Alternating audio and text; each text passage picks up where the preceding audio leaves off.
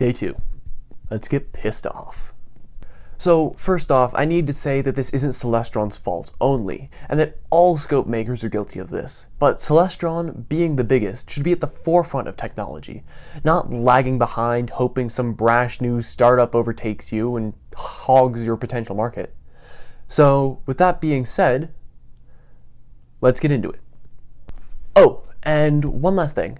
In keeping with the tradition of ranting about things that you hate on the internet, so in my video yesterday, I talked about how there isn't an Xbox of mounts, and being that I'm a beginning visual astronomer as well got me into thinking, well, why isn't there?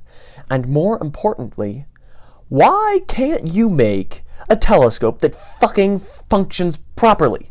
I mean, I had it up to here with astrophotography woes, and it seemed like a much easier route to go, right? Not falling into the same trap of needlessly complicated, soul-sucking repairs and troubleshooting.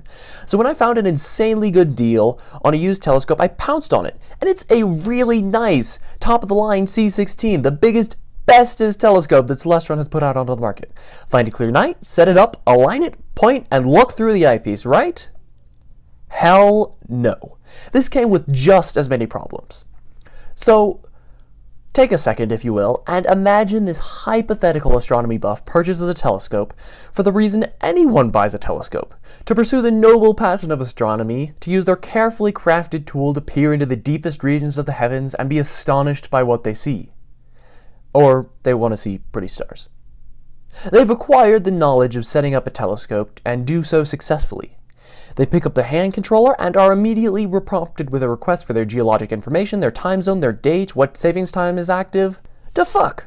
They knew they should have expected it, but they're out there in the middle of the mountains in the middle of the night, where it's super dark, with no fucking cell service. A beginner who bought the telescope without any idea of how much work goes into telescope setup would have been screwed. For the sake of convenience, let's say there's a fortunate cabin nearby with Wi-Fi. So, coming back out, GPS data in hand, this amateur enters the data they have into the hand controller.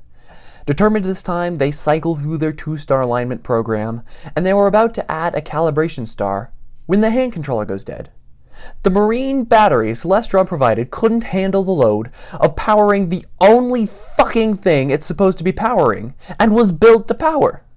However, starting up on a reboot, our friend doesn't give up that easily, and now finishes the job of alignment, and is informed that alignment is complete. Tentatively testing it, this weary and worn-out hero slews to a target, and finds their alignment that finally completed could not be further fucking away from the actual star.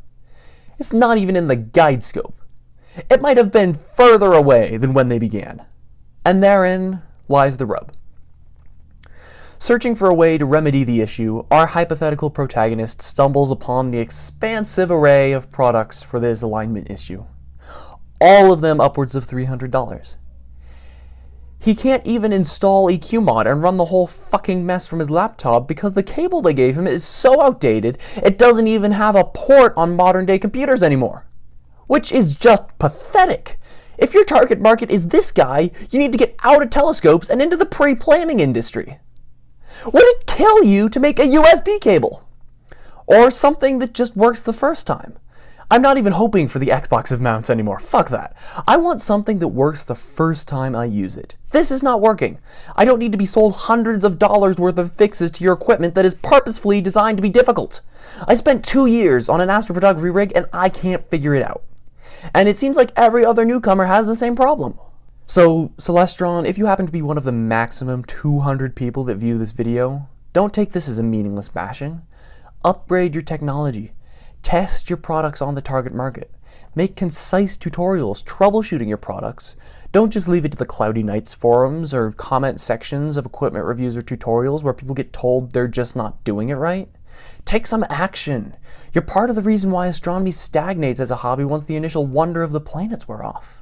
Thank you. So today I thought I'd do something different, maybe mix it up a little bit, and I know this is kind of tangential to the series I was going to be planning, but we will be right back on track tomorrow with a new video about telescopes.